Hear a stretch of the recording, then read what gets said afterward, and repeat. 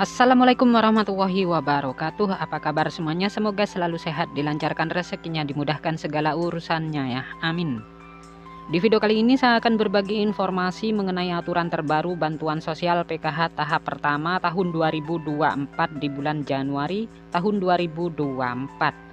Kira-kira ada aturan terbaru seperti apa ya? Maka dari itu simak terus videonya sampai selesai agar supaya tidak ketinggalan informasinya. Oke, langsung saja pada berita pentingnya ya, yaitu peraturan bantuan PKH di tahun 2024 mendatang. Nah, untuk para KPM PKH dimanapun kalian berada, jadi di tahun 2024 nanti ada aturan terbaru ya mengenai pencairan bantuan PKH di tahun 2024. Dimana untuk pencairan bantuan PKH di tahun 2024 itu masih sama ya. Ada yang melalui kartu KKS, ada juga yang melalui kantor pos Indonesia.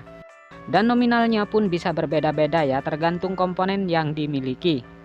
Selain itu juga sudah ada peraturan yang sudah ditetapkan dalam hal pencairan PKH di tahun 2024. Jadi untuk bantuan PKH itu adalah bantuan bersyarat ya. Jadi harus memiliki komponen PKH seperti anak balita, anak SD, anak SMP, dan anak SMA. Kemudian penyandang disabilitas berat dan juga komponen PKH lansia serta komponen ibu hamil. Nah, itu adalah komponen PKH ya.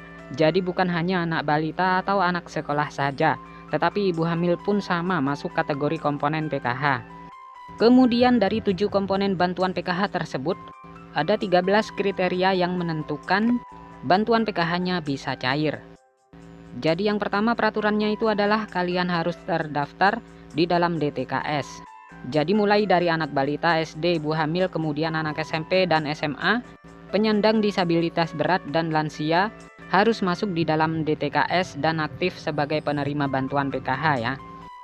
Kemudian peraturan yang kedua, di dalam keluarga maksimal hanya 4 komponen saja yang bisa masuk ke dalam pencairan bantuan PKH.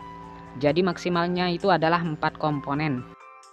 Kemudian peraturan yang ketiga, prioritas bantuan PKH yang memiliki komponen datanya itu harus aktif dan padan antara di DTKS dengan Dukcapil.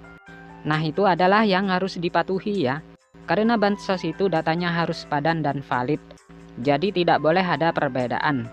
Kemudian peraturan yang kelima, jika kalian terdaftar sebagai penerima bantuan PKH anak sekolah, baik itu SD, SMP maupun SMA, datanya harus terdaftar di aplikasi Dapodik sekolah masing-masing dan datanya padan dengan DTKS.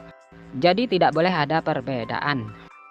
Selanjutnya peraturan yang keenam, untuk komponen PKH balita yang disebut sebagai komponen PKH balita itu adalah hingga anak yang kedua saja ya. Apabila ada balita ketiga ataupun balita keempat dan seterusnya, maka sudah tidak dapat dibilang penerima PKH lagi ya, karena cukup dibatasi sampai balita kedua saja.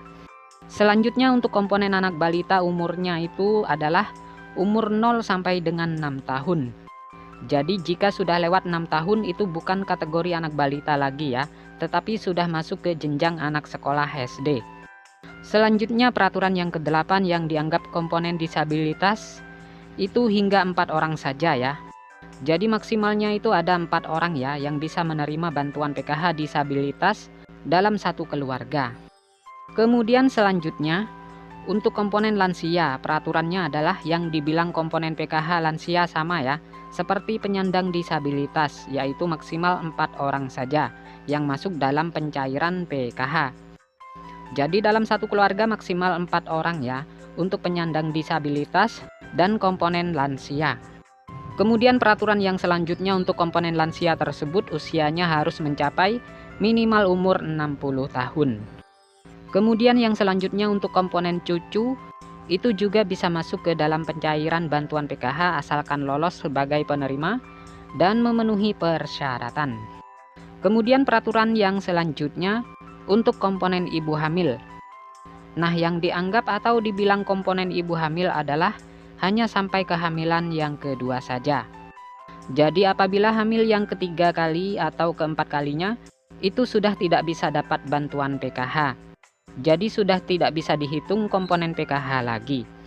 Kemudian peraturan yang terakhir, jika di dalam anggota keluarga memenuhi atau memiliki lebih dari satu komponen, maka yang dianggap penerima bantuan PKH adalah dari nominal yang paling tertinggi dahulu ya.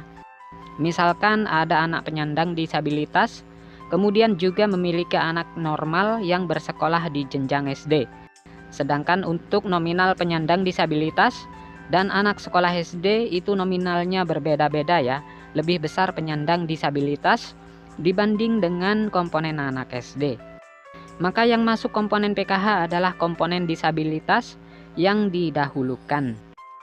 Jadi sudah jelas ya, itu adalah peraturan bantuan PKH di tahun 2024. Nah, sekian dulu, semoga video ini bermanfaat. Sampai bertemu di informasi selanjutnya. Assalamualaikum warahmatullahi wabarakatuh.